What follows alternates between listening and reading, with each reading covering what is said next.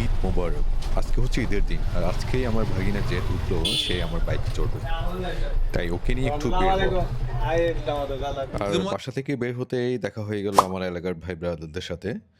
তো তাদের সাথে একটু ঈদের কুশল বিনিময়টা করে নিলাম। আর তারাও আসলে ভাগিনাকে অনেক দেখা যাচ্ছে আদর যত্ন করতে চাইলো, কিন্তু আসলে তার সেদিকে কোনো মনোযোগই নেই, কারণ তার ইচ্ছা হচ্ছে কখন বাইক ছাড়বে, সে বাইকের ফিল নিবে। তো কোলাকুলি পর্ব শেষ করে আমি আবার রওনা দিলাম।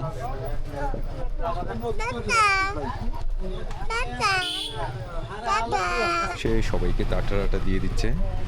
আমি এখন অবশ্য ভাগিনাকে তার বাসায় দিয়ে আসতে যাচ্ছি। আমি যখন সকালে তার বাসায় গেছিলাম, সে আমার সাথে বাইকে চড়ার জন্য মানে খুব একদম এক্সাইটমেন্ট হয়েই বের হয়ে গেছিল।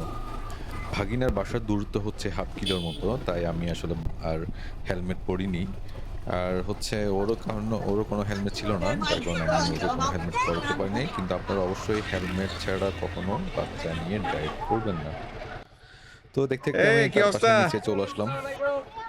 এখানে আসার পরেও ঈদ উপলক্ষে দু একজনের আসসালামু সাথে আলাইকুম। চিনায় চিনায় ভালো আছেন না? ধাক্কাধাক্কি হয়ে গেল।